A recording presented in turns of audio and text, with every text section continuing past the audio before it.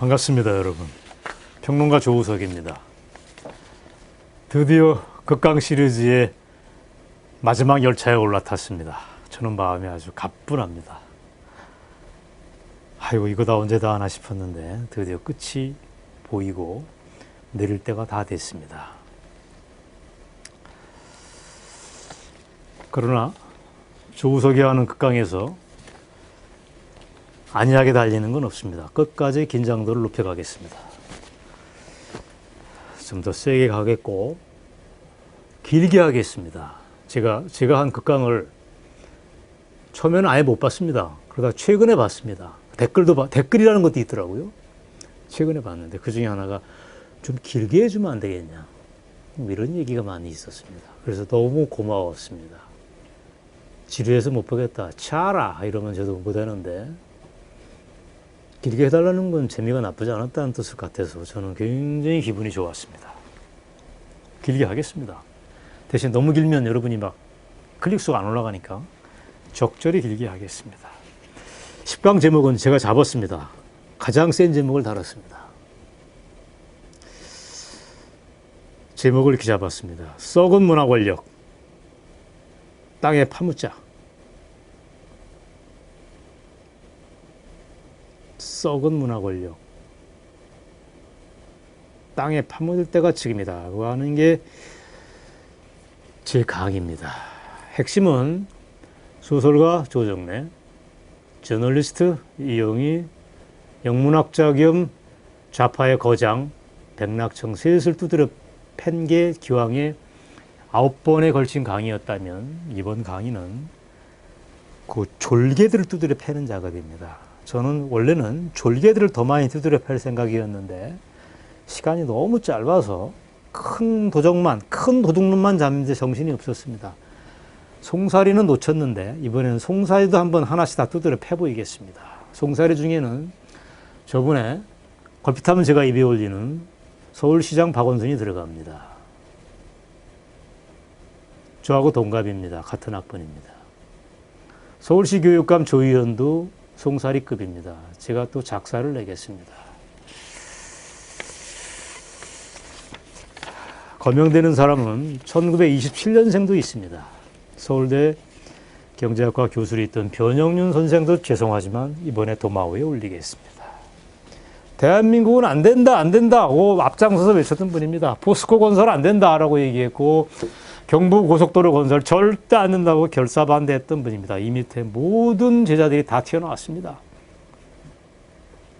MB 시절 총리 지낸 분도 이분의 제자입니다. 죄송하지만 변현준 선생을 제가 같이 때리겠습니다. 국사학자 중에서 아주 흉악한 친구가 있습니다. 한홍구라고 있습니다. 성공회대 한꺼번에 두드려 패겠습니다. 진중권이라고 자칭 빨간 바이러스라고 얘기하는 진중권은 전 재수없는 놈인데 이 친구도 두드려 패겠습니다. 종북좌파 거두 중에 한 사람인 윤희상 돌아가셨지만 할 수 없습니다. 이번 도마에 올려서 제가 난자질 하면 좀 말이 거칠고 적절히 손을 보겠습니다. 성균관대 교수로 있는 역시 국사학자가 아니고 저는 국사업자라고 합니다. 서중석 교수도 제 손을 피해 나갈지 못할 것 같습니다.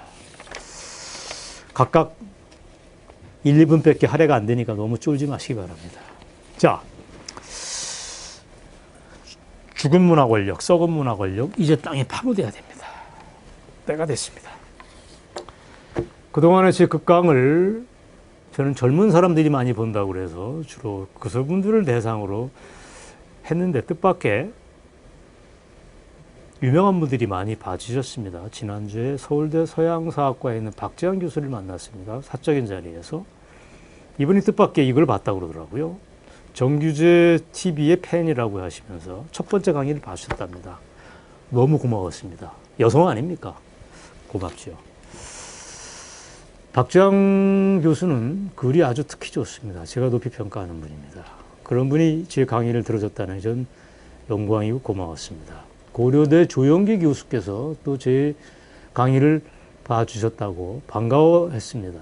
그러면서 걱정을 했습니다. 당신은 혹시 소송 걸리면 어떡하겠습니까? 걱정됩니다. 많은 분이 그렇게 걱정을 해주셨습니다. 괜찮습니다. 제 9강 때 강의 기억하십니까? 소송 하려면 하십시오. 저도 변호사 많이 있습니다. 대신 원하는 건 논쟁입니다, 여러분. 제 말 오해하시기 바랍니다. 오해를 하시면 안 됩니다. 제가 원하는 건 논쟁입니다. 10사람이 오면 다 받아줄 수 있습니다. 자신은 없지만 최선은 다하겠습니다. 이게 시민으로서의 의무입니다. 댓글 중에 상당수가 속이 후련하다. 와, 쇼크 받았다. 이런 얘기도 굉장히 많았습니다. 저번에도 얘기했지만 저 쇼크 받기를 원했습니다. 대한민국에 당신 같은 돈키호테가 있는 것은 몰랐다. 이런 얘기도 있었습니다. 너무 고맙습니다. 제가 무슨 돈키호테입니까? 저는 양식 있는 시민입니다. 음악 좋아합니다. 그림 사는 거 좋아하고 책 읽는 거 좋아하고 친구 많고 저 양식이 있습니다. 괜찮습니다. 어떤 댓글에 보니까 제가 빵 터졌습니다. 생긴 거 꼭 좌빨같이 생긴 놈이 어떻게 터진 입으로 우파 얘기만 그렇게 하냐고 하는 거 보고 제가 깔깔대고 엄청 웃었습니다. 집사람이 튀어나와서 당신 실성했냐고 웃던데. 죄송합니다. 외모가 좌빨처럼 생겨서. 다행히 정신은 온전합니다. 걱정 마십시오.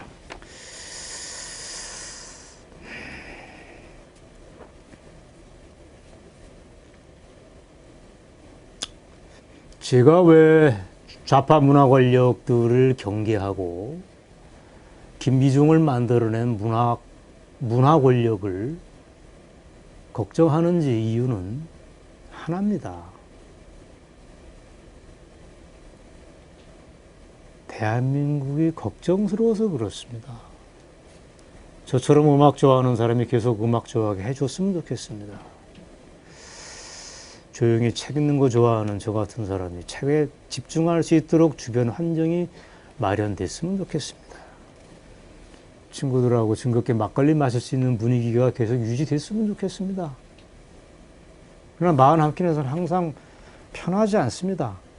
이걸 누가 그렇겠습니까? 좌파 애들이 대한민국을 계속 흔들고 있습니다. 저는 이건 용인 못합니다. 옛날 우리 어머니, 부모님 세대에서 아주 흥미로운 속담을 하셨습니다. 제가 6년 전 철들어가지고 박정희, 대한민국의 탄생이라는 책을 썼습니다. 제법 평가가 나쁘지 않았습니다. 꽤 팔렸습니다. 그 책에다도 제가 그런 얘기를 썼습니다. 뭐라고 썼냐면 우리 속담에 그런 얘기를 제가 인용했습니다. 입춘에 장독 깨진다. 이런 말이 있습니다. 여러분, 동지 섣달에 장독이 깨지지 않습니다. 오히려 입춘에 깨집니다. 오, 내일 봄이네 하고 일일이 만보하고 있는데 꽃샘바람이 불어서 마음 놓고 있던 장독이 와장창 깨지는 수가 있습니다. 2000년대 초반, 지금이 그때입니다.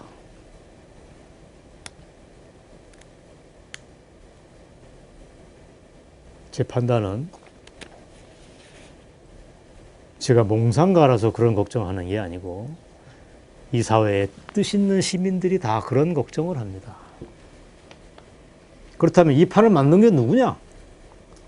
도대체 어떤 놈들이 이 판을 만들었냐 하는 뿌리를 찾아 올라가다 보니까 백낙청, 조정래, 이석기가 아니고 리영이라고 하는 숭악한 좌파 권력을 제가 만났던 겁니다. 적이라면 칼로 베야죠. 없애버려야 되죠. 젊은 애들이 그 나쁜 영향을 더 이상 자연스럽게 녹아나지 못하게 죽여야 합니다. 땅에 파 묻어야 됩니다. 안 그러면 그 친구들이 좀비가 됩니다. 우리 젊은 애들이 여러분 좀비가 되는 걸 원하십니까?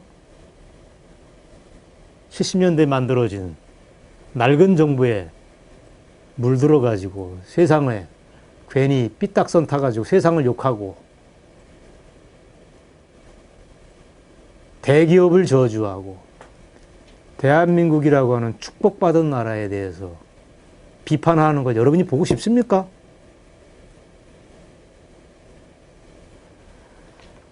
저는 그 꼬라지 보고 싶지 않습니다. 우리 젊은 애들이 저보다 훨씬 자연스럽게 성장하기를 원합니다. 진정 원하는 것은 대한민국의 미래를 여는 일입니다.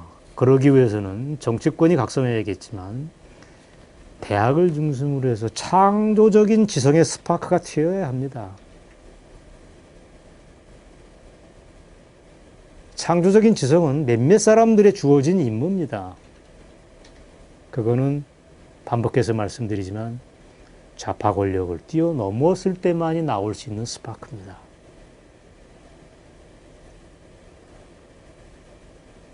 제가 쓸데없이 남을 험담하는 걸 좋아하는 사람이 아닙니다. 죄를 진 사람은 죄가 있다고 얘기를 해야 됩니다. 달리 표현을 하겠습니다. 이미 죽은 사람이 있으면 의사가 사망진단서를 발부를 합니다. 이 사람이 무슨 병명에 의해서 죽었습니다. 묻으십시오라고 허락을 합니다. 10차례에 걸친 각 극강은 저는 의사 자격으로 나왔습니다. 사회 의사 자격으로 나왔습니다, 여러분. 죽은 권력, 가짜 권력.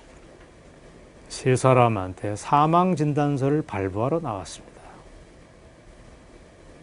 그게 저의 역할이라고 생각을 했습니다. 제가 잘했건 못했건 의도는 그런 거였습니다. 혹시 제가 충분하게 준비가 안 되고 버벅댔다면 올해 연말에 나오는 책에 주목을 해주시기 바랍니다. 자, 백낙청, 조정래, 리영이가 화를 낼 수도 있습니다. 왜 나만 가지고 그래? 하고 핏대를 낼 수 있어서 나머지 졸개급도 두드려 패겠습니다.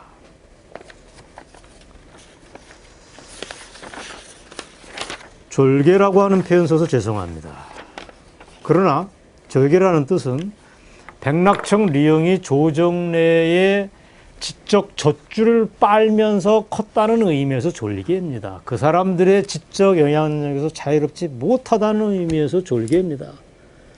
스승을 뛰어넘어서 청출어람이 됐으면 졸개라고 하는 표현을 쓰면 안 되죠. 제가 볼 때 아직도 이분들은 70년대 패러다임, 80년대 패러다임에서 자유롭지 못합니다. 소련 동구권은 망했는데 대한민국은 여기까지 왔는데 아직도 대한민국을 험담하는 친구들 저는 신뢰할 수 없습니다. 대표적으로 한 사람씩 각계격파를 하겠습니다. 박원순, 저번에 돌핀 얘기했지만 이 사람 아주 위험한 사람입니다. 공인이니까 더 씹어야 됩니다. 박원순 이 사람은 친일 인명사전을 임원영 씨랑 같이 만들었습니다. 임원영 씨는 누구냐? 임원영 여러분 아실 겁니다. 대표적인 좌파입니다. 삼류 좌파. 나이는 꽤 먹었습니다. 70대 중반. 제가 옛날에 조금 알았습니다. 요즘엔 관심 없습니다. 임원영이 헌영이라고 하는 이름에 주시목하시기 바랍니다. 박헌영. 박헌영에서 따왔습니다. 원래 이름은 따로 있습니다. 박헌영이를 흠모해서 흠모할 게 따로 있지. 그래 박헌영을 흠모합니까? 여보시오. 정신이 있어 없어? 박헌영을 왜 어떻게 흠모하느냐고. 난 미치겠네. 박헌영을 흠모해서 자기 이름을 버리고 부모님이 만들어준 이름을 버리고 헌영으로 바꿉니다. 이 임원영이하고 박원순이랑 손을 잡고서 맺는 게 친일 인명사전 이런 겁니다. 그리고 박헌영 전집도 만들었습니다. 믿어지십니까?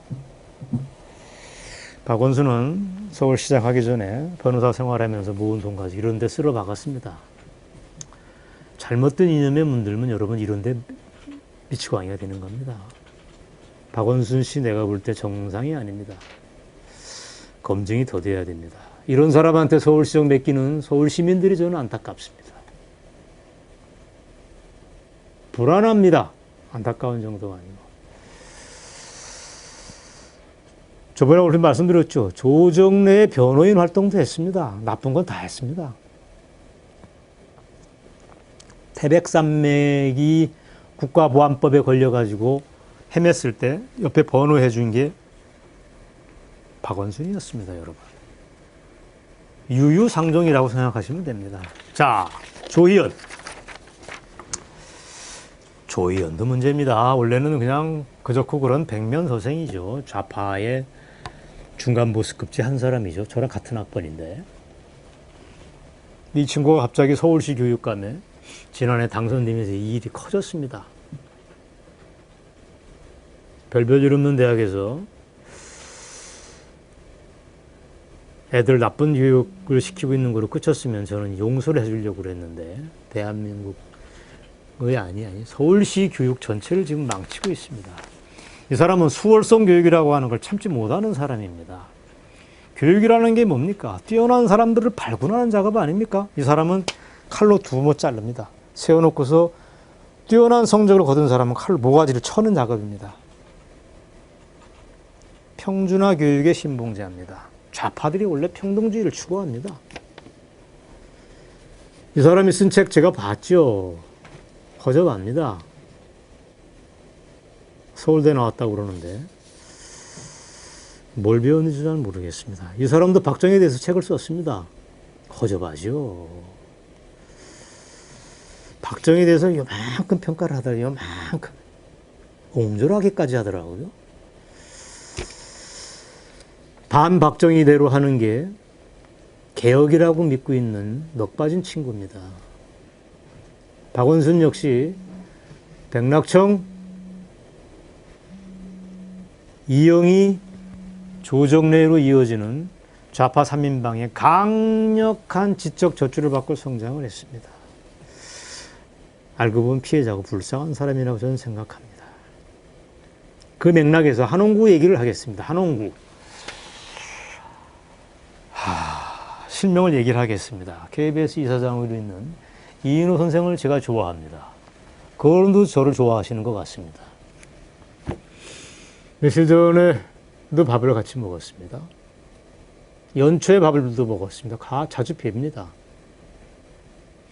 이분이 개탄을 하더라고요. 아니, 대한민국이 어떤 나라인데 한홍구 같은 애한테 상을 주느냐. 상이 뭡니까 선생님하고 물어봤더니 서울대 사학과 총동문회가 주는 상입니다. 자랑스러운 서울대 사학과 동문상을 줬답니다.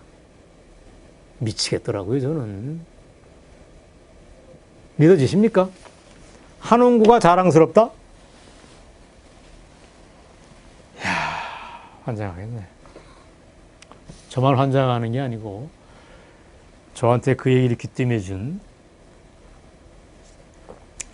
서울대 사학과 교수 출신인 이인호 선생도 무지하게 힘들어 하시는 걸 제가 봤습니다. 저랑 똑같은 마음입니다. 자, 한홍구가 누굽니까? 김일성을 찬양해 나팔 부는 친구입니다. 나이로 치면 제 밑에 58년 개띠 동생이 있는데 제 동생보다 조금 나이가 어립니다. 57살인가 그렇습니다. 입만 열면 김일성 찬양입니다. 김일성은 한마디로 자수성가형 민중영웅이다. 이따오 식으로 얘기를 합니다.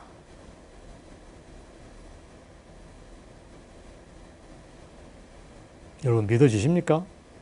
이런 게 학문입니까? 종북 찬양의 노래죠.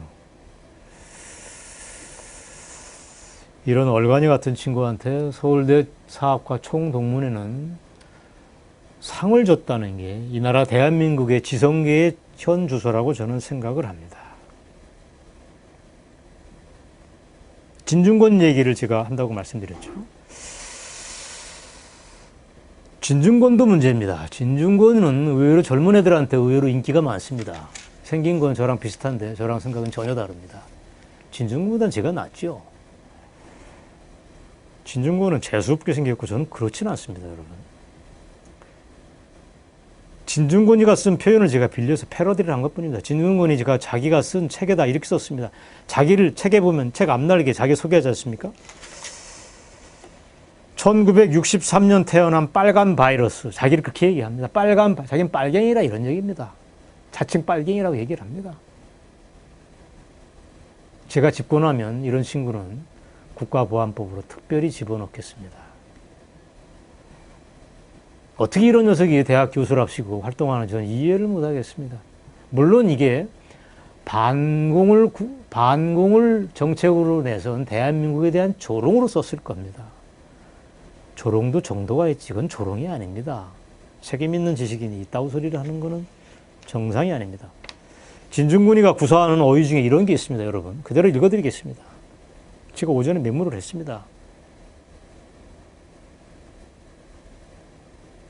그대로 읽어드리겠습니다.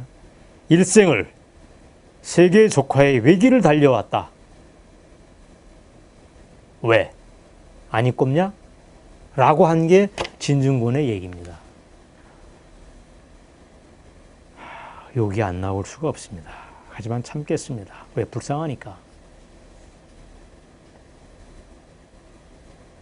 일생을 세계 조카의 외길을 걸어왔다. 왜 아니 꼽냐? 라고 대한민국을 향해서 조롱하는 게 진중권의 멘탈리티입니다. 여러분, 이 친구 잘 삽니다. 좌파라고 해서 여러분의 친구라고 생각하지 마시기 바랍니다. 경비행기 타고 다닙니다, 이 친구. 부자라서. 세스나기. 이런 거 타고 놉니다, 여러분. 여러분하고 차원이 다릅니다. 진중권 여러분, 같은 좌파라고 여러분 착각하지 말아요. 착각하면 안 됩니다. 자, 딴 얘기인데. 조정래를 두드려 펼 때 제가 박현채 얘기를 했는지 안 했는지 모르겠습니다. 아마 못했을 겁니다. 시간이 없어서. 박현채는 조정래 태백산맥의 조원재라고 하는 소년 빨치산으로 등장합니다. 으뜸 원자를 썼다 합니다. 제주는 제주 제자. 으뜸가는 제주를 가진 소년 빨치산으로 나옵니다. 조정래 태백산맥을 완성시킨 결정적인 자료 더미는 여러분 박현채가 제공을 합니다. 조정래 지가 고백을 했으니까 지가 어떻게 합니까? 지는 자랑스럽게 얘기를 했겠지만 제가 볼 때는 허접한 증언을 한 겁니다. 박현채는 여러분 진짜 빨치산 출신 맞습니다. 소년 빨치산 맞습니다. 정확합니다. 이 친구가 나중에 경제학자가 돼서 이른바 80년대를 뒤흔든 사고체 논쟁을 벌이는 데 주역이 됩니다. 대한민국은 뭐 식민지 반 독점 자본주의다 뭐 있다고 소리하는 거, 미제의 식민지다 뭐 있다고 소리하는 거에 앞장을 씁니다. 박현채가. 이 영향이 엄청나게 강했습니다. 사회학 하는 사람들이 다 이 영향을 받았습니다. 조금 이따 제가 변영윤 선생 얘기를 하겠지만 그분도 여기서 자유롭지 못합니다. 이미 죽은 분인데 여러분 그 얘기하려는 게 아니고 박현채 여러분 민족경제 얘기하고 김대중의 대중경제론을 대필해 준 사람이 박현채입니다. 여러분. 무서운 사람이죠. 근데 이 박현채 여러분 좌파라고 여러분하고 같이 가난한 줄 아십니까? 부자입니다. 박현채의 아들내미가 마포에 이근방에 빌딩 가지고 있습니다.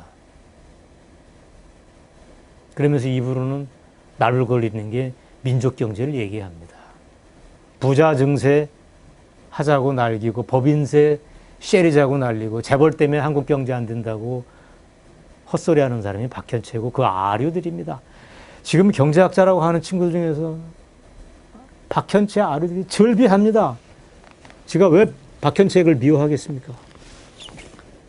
아류들이 꼴보기 싫어서 박현채를 때리는 겁니다. 자, 여러분. 박현채 아들이 박현채가 물려준 빌딩을 마포에 가지고 있다고 그랬는데 박현채도 형제들이 재산 다툼을 했습니다. 근데 형제들이 때려가지고 뒤통수를 쎄렸습니다. 그래가지고 박현채가 몇 년 더 살 걸 일찍 죽었다는 설이 있습니다. 사실일 겁니다. 좌파들은 대부분 위선자이기 십상입니다. 그 사람들의 속아 넘어가시기 말하면 안 됩니다. 자, 경제학자 얘기 났으니까 변영윤 선생이 얘기를 하겠습니다. 이분이야말로 문제 있는 분입니다. 생긴 건 점잖죠. 대표적인 샌님이지요. 좋은 이미지 가지고 있습니다. 은퇴를 예전에 했습니다. 이분은 한마디로 해서 대한민국은 안 된다, 영원히 안 된다 그러면서 역대 정부 경제정책을 필 때마다 바지고랭이 잡고 늘어졌던 대표적인 학자입니다. 이분의 제자들이 너무너무 많습니다. 대표적으로 얘기를 들어보겠습니다. 청와대 정책실장을 지냈던 경제학자 이정우 교수라고 있습니다. 이정우 이 친구가 변형륜의 제자였습니다. 변형륜 선생의 제자라고 얘기를 고치겠습니다. 나이가 많으시니까. IMF 때 칼춤을 춘 이현재 전 부총리가 있습니다. 이분도 이쪽하고 사제관계가 형성이 됩니다. 대우그룹을 포함해서 이 땅에 잘 나가는 잠시 위기를 맞았던 대기업 30대 재벌 15개, 14개를 알고 있습니다. 정확하게 14개를 칼로 다 베어버렸던 분입니다.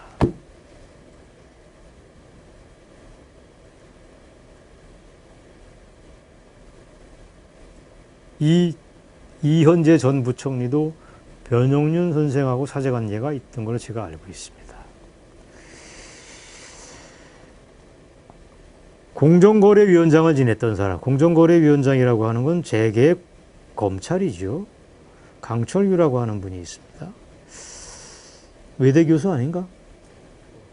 그럴 거예요. 아니면 뭐 알고. 대표적인 경제학자라고 하는데 이분도 역시 변형륜 선생의 제자입니다. 이런 분들이 다 빼거리를 이루어서 대한민국의 경제를 반대하고 있습니다. 제 얘기가 길지만 하나 재밌는 얘기 더 해드리겠습니다. 변형륜 선생은 대한민국이 안 된다라고 대한민국 정책을 반대했지만 실제로 믿었던 분입니다. 네, 새님이니까. 그래서 이분이 은퇴하면서 받는 게 뭐죠? 연금을 일시불로 받거나 연금으로 받거나 하는데 이분이 대한민국의 미래는 없다고 봤던 사람이기 때문에 그러면 연금으로 안 받겠다. 왜냐하면 대한민국은 망하니까. 그래서 이분이 일시불로 받습니다. 일시불로 받으면 엄청나게 손해를 보는 겁니다. 쪽박 차는 겁니다. 이분은 대한민국은 안 되는 나라라고 믿었으니까 실제로 일시불로 받았습니다. 지금 형편이 연봉이 아니고 매월 나오는 돈으로보다 상대적으로 매우 어려울 게 뻔합니다. 박현채처럼 수완이 좋지 않았다면 어려울 겁니다. 대한민국을 비관하면 여러분 변형륜 선생처럼 개인적인 피해도 올 수 있습니다. 대한민국은 찬양의 대상입니다. 찬양해야 여러분도 지갑이 두툼해집니다. 이건 농담입니다. 자, 백낙청, 리영이, 조정래의 그러면 변형륜 선생은 조정래보다 나이가 훨씬 많습니다. 27년생입니다. 이영희보다 2살 위입니다. 그러면 좌파 문화 권력의 영향을 받지 않았다고 볼 수 있는 거 아니냐? 받았습니다. 철두철미하게 창비그룹으로 움직이는 담론의 영향 속에 있었습니다. 그만큼 좌파 권력 3인방이 무시무시한 겁니다. 윤희상 얘기는 너무 길게 하지 않겠습니다. 이 사람은 확신범 빨갱이였습니다. 종북 좌파라고 얘기하기가 어렵습니다. 그냥 빨갱이였습니다. 그분의 부인 이수자 씨도 저 심각한 빨갱이였다고 저는 알고 있습니다. 이분이 부인이 쓴 이수자가 쓴 내 남편 윤희상이라고 하는 책을 저는 다 봤습니다. 그러니까 자신 있게 얘기할 수 있습니다. 여러분, 대한민국의 대표적인 영화 감독으로 신상옥이라고 있습니다. 한마디로 위대한 감독이라고 저는 경의를 표합니다. 이분이 70년대 최고 잘 나가는 영화 감독이었습니다. 갑자기 영화계로 튀었습니다. 박찬욱이 뭐 이런 애들 열을 합한 것보다 더 위력이 있었습니다. 가장 잘 나가는 분이었는데 이분이 표현의 자유에 대해서 목말라 했습니다. 그래서 유럽에 여행을 가거나 유럽의 해외 현지에서 촬영을 했을 때 윤희상을 만났답니다. 그래서 밤새워서 술 한잔 하면서 대한민국 박정희 체제를 비판을 했답니다. 왜냐하면 예술인들이라고 하는 건 표현의 자유를 원래 목말라 합니다. 저는 이해할 수 있습니다. 저도 절반은 아티스트니까. 그런데 옆에서 영화배우 신성일 씨가 그 얘기를 다 들었대요. 둘이 얘기하는 박정희 비판을 들으면 섬찟했답니다. 이건 제가 직접 들은 얘기예요, 신성일 씨한테. 책에도 나오는 얘기고.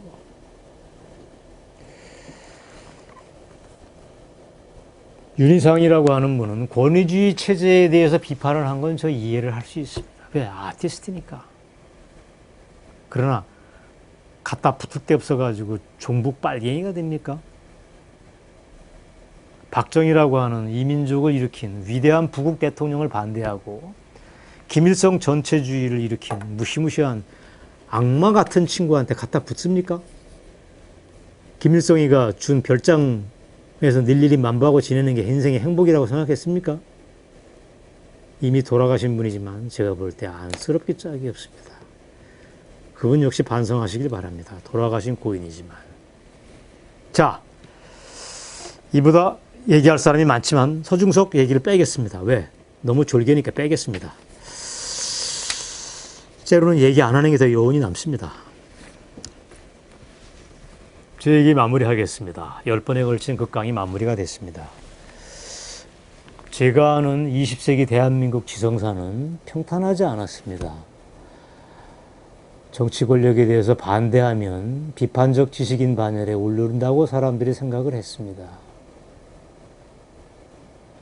저는 이걸 쉽게 수긍 못합니다. 저도 젊었을 때는, 올해나 60입니다, 제가. 젊었을 때는 그렇게 하는데 박수를 보냈습니다. 잘한다. 지금 생각이 달라졌습니다, 여러분.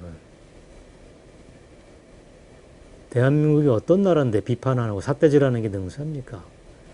지식인이라고 하는 건 커야 됩니다, 여러분. 제가 원하는 건 큰 지식인입니다. 백낙청처럼 작은 지식인이 아닙니다. 조정랩처럼 돌 떨어진 지식인이 제가 원하는 소설가가 아닙니다. 이영희처럼 외눈박이 지식인이 제가 원하는 지식인이 아닙니다. 제가 원하는 지식인은 눈알이 온전히 두 개 박힌 사람, 큰 걸 보는 사람입니다. 제가 쓰는 표현에 따르면 이런 게 있습니다. 20세기는 중후반을 기점으로 해서 한마디로 역사의 큰 수레바퀴가 돌았습니다. 어마어마하게 큰 수레바퀴가 돌았습니다. 누구나 얘기합니다. 단군 이래에 가장 국군이 이처럼 융성한 때가 있었냐 하고 얘기를 합니다. 그러면 지식인들이 국군 융성에 논리를 만들어야 되는 거 아닙니까? 왜 머리띠 들고 벌써 반대를 합니까?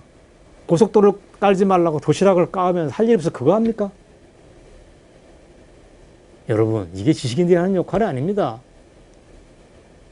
이 친구들이 다 대학에 가서 우리 애들은 망치왔습니다, 지금까지. 그 결과 이석기라고 하는 형편없는 정치인이 나와가지고 깜빵에 갔습니다. 김기종이라고 하는 또 다른 테러리스트 쓰레기가 나왔습니다. 그런 친구들이, 준비된 친구들이 또 많습니다. 구호 통진당원들 여전히 앙앙불락하고 있습니다. 민노총 애들 아직도 이런 걸 못 버리고 있습니다. 전교조 아직도 이따오를 지식정보라고 가르쳐주고 있습니다. 이런 거를 끊어줄 때가 여러분 지금이라는 게 제 판단입니다. 흥분했다면 용서해 주시기 바랍니다. 그러나 저도 책임 있는 지식인의 한 사람으로 이런 강의를 한 거를 여러분들이 이해해 주시기 바랍니다. 저는 양 하늘을 우러러 한 점 부끄러움이 없습니다. 여러분과 이런 얘기를 밤새워서 나누고도 싶습니다. 이런 멍석이 걸려서 저는 두렵기도 했지만 한없이 즐거웠습니다. 다음에 더 좋은 토픽을 가지고 여러분을 찾아뵙겠습니다. 고맙습니다.